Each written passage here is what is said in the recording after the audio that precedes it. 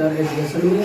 अब जो है इसमें हम वीडियो पार्ट 2 लेकर के आए हैं। जैसा कि वीडियो पार्ट 1 में हम आपको बता ही चुके हैं ऑलरेडी, पहले आपको दे ही चुके हैं, लेकिन ये जो वीडियो पार्ट है ये 2 है और ये वही धनुष वन का है। अगर आपने हमारा पिछला अगर वीडियो नहीं देखा है तो वो देख लें, तब के बाद आगे ही आए, तब जा करके ये समझ में आएगा। तो स्टार्ट करते हैं। ये हमने आपको बताया था कि ये दोहा था, ये दोहा लिखा हुआ था कि जैसे आप अगर हमारे यूट्यूब चैनल पर लगातार बने रहते हैं तो आपको हर विषय की अच्छी जानकारी आपको लगातार मिलती रहेगी और इसी के साथ जो है आपको बेहतर एग्जाम की भी तैयारी कराएंगे जिससे आपके अच्छे से अच्छे अंक आ सके। तो देखिए यहाँ पे स्टार्ट करते हैं कि पहला लिखा है कि रामई प्रेम समेत लख सकिन समीप बुलाए सीता मात स्नेह बस बचन कहे बिलखा। ये उस समय की बात होती है कि जब जो है धनुष भंग होने वाला होता है, यानी भगवान राम मंच पर जाते हैं। उसके बाद क्या होता है कि जब देखते हैं कि बहुत से असुर बैठे हुए हैं, अन्य प्रतापी राजा बैठे हुए हैं जो धनुष तोड़ने में नाकाम रहते हैं। उसके तोड़ने के बाद छोड़िए उसको हिला तक नहीं पाते हैं। तब जो है सीता जी की माता बहुत ही व्याकुल हो जाती है। लिखा है कि राम प्रेम समेत लख, सीता जी की माता भगवान राम को प्रेम पूर्वक देखती है। लख माने होता है देखना, सखिन सखी माने सखियों को, समीप माने पास बुला करके।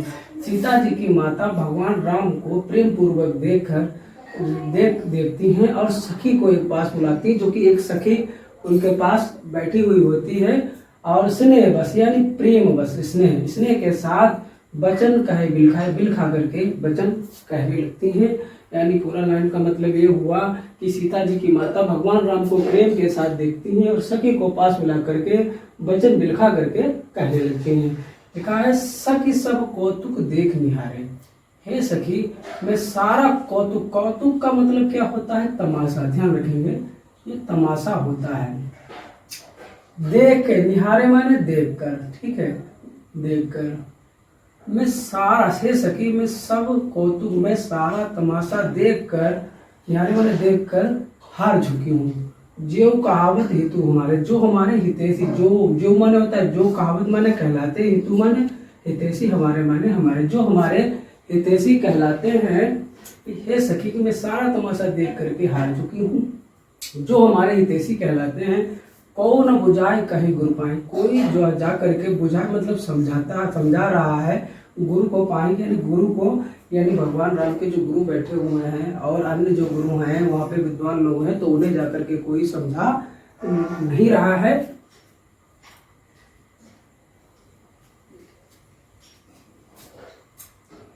ए बालक का मतलब ऐसे बालकों का, ऐसे माने ऐसा, हट माने हट, इन बालकों का ऐसा हट भाली नहीं मतलब भला नहीं है, यानी उचित नहीं है। कोई सीता जी की माता जो व्याकुल होकर के सखी को पास बुला करके कहती है कि हे सखी मैं सारा तमाशा देख करके हार चुकी हूँ।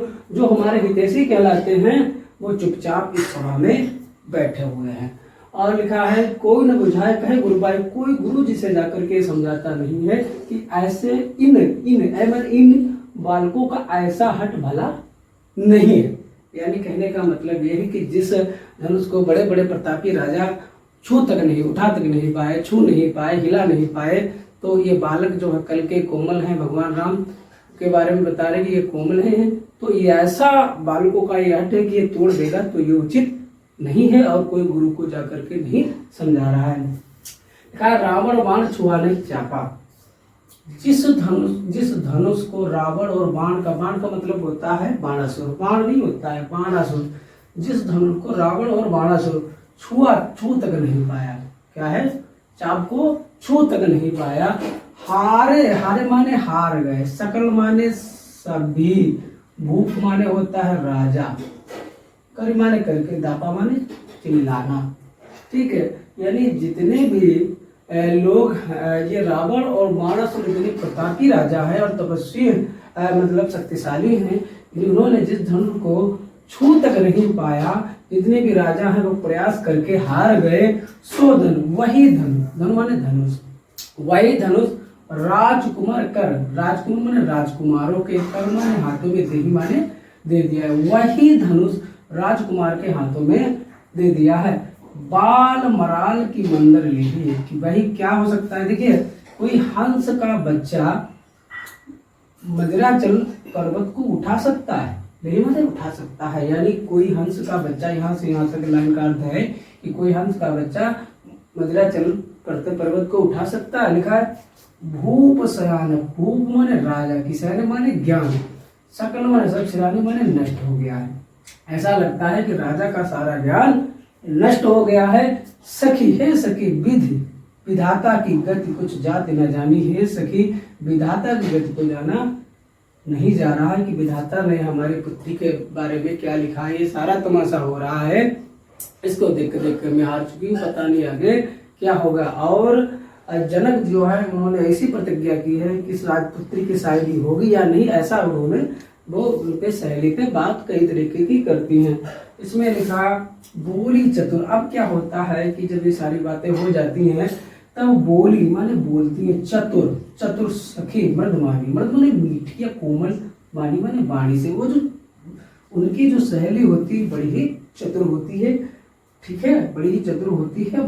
मृदवाणी में कहती है तेजवंत, यानी कोई तेजवंत, लघु माने छोटा, गिनौना माने गिनौना माने नहीं, रानी माने रानी, यानी वो जो उसकी सहेली होती है बड़े प्रेम के साथ कहती है कि बड़ी चतुरता के साथ कहती है कि हे सखी, मृदवाणी से कहती है कि हे सखी तेजवंत, अगर कोई वस्तु तेजवान हो और छोटी हो, या कह सकते हैं कि छोटी और तेजवान हो, कोई भी वस्तु तेजवान और छोटी हो, गिनौना रानी है, रानी उसको छोटा मत मानिए। अर्थात कहने का मतलब ये है कि बड़ी चतुरता के साथ उसकी जो सहेली सीता जी की जो सहेली, सीता जी की माता की जो सहेली है उनके बारे में वो कहती हैं, सहेली से बात कर रही हैं कि वो सखी कहती है कि देखिए रानी, कोई भी वस्तु अगर छोटी हो और तेजवान हो तो उसका छोटा नहीं गिनना चाहिए। कोई भी वस्तु तेजवान हो और छोटी हो उसको छोटा नहीं मानना चाहिए, ये सीधा सा मतलब हो गया, ठीक है। कहाँ कुंभज, कहाँ माने कहाँ, कुंभज, कुंभ, अब कुंभज का है, देखो कुंभ प्लस अज, देखो इसका अर्थ बता रहे हैं, ये कुंभ और प्लस अज, ये दोनों का है।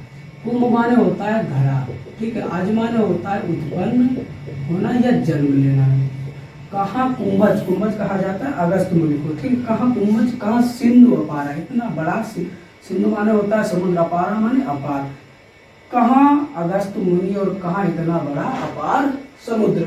सो से माने सूख लेते हैं, सुसे तो सकल संसार, अर्थात वो समुद्र का पानी पी करके पूरे समुद्र को खाली कर देते हैं, अर्थात समुद्र का पानी पी जाते हैं, जिसका सुजस माने सुंदर यश, सकल माने पूरे संसार में गाया जाता है। अर्थात कहते हैं कि कहाँ एक छोटे से घड़े से उत्पन्न हुए अगस्त मुनि और कहाँ इतना बड़ा विशाल समुद्र, लेकिन वह पूरे समुद्र का पानी पी जाते हैं, पूरे समुद्र को सोख जाते हैं, जिसके द्वारा उनका सुंदर यश पूरे संसार में गाया जाता है। रवि मंडल देखत लघु लागा, रवि माने सूर्य मंडल माने मंडल, सूर्य मंडल में देखने में लघु माने छोटा, देखत लघु लागा, ठीक है, डबल लिख दिया, ठीक है। सूर्य आसमान में छोटा, सूर्य मंडल में छोटा दिखाई देता है, या कह सकते हैं इसको ऐसे भी पढ़ सकते हैं, सूर्य आसमान में छोटा दिखाई देता है। उदय तासु तिबोहन, उदय जब उदय होता है, उदय होने से, होने से, उदय होने से, तिबोहन माने तीनों लोगों का, तब माने अंधकार, भागा माने भाग जाता है, लेकिन जब उदय होता है तो तीनों लोगों का अंधकार भाग जाता है। तो यहाँ से यहाँ तक हमने समझाया, बिल्कुल भी समय नहीं लगाया, सीधे पॉइंट टू पॉइंट बात की, वरना इसको उका करके भी समझाया जा सकता है, लेकिन मेरा मकसद वो नहीं है कि आप हमसे अच्छा गा सकते हैं, आपकी गाड़ी में काफ़ी मिठास होगी, आप बहुत कलाकार हैं, लेकिन हमारा मकसद था कि शब्द बाय शब्द का अर्थ बताएं और आपको पता हो, ठीक है। आप घर पर फ्री होकर के जब कहीं एकांत जगह बैठे हो तो फिर इसका गायन कीजिए, आपको जो है हमेशा के लिए वो याद हो जाएगा। तो ठीक है, ये पहला वीडियो पार्ट हमारा 2 है। और दूसरा जो है हमने इसमें पद्यांश रखा हुआ है, जो कि व्याख्या में बहुत ही जरूरी है, पूछा जाता है कि इसकी व्याख्या करने के लिए, ठीक है। इसके बाद जो है हम जब अंत में जब समय आएगा तो उसमें हम आपको संदर्भ प्रसंग बता देंगे कि ठीक है कि इसका संदर्भ और प्रसंग क्या होगा। अभी हम सिर्फ पाठ लेकर के चले, बाद में हम सिर्फ प्रसंग आपको बता देंगे। अगर आप चाहते हैं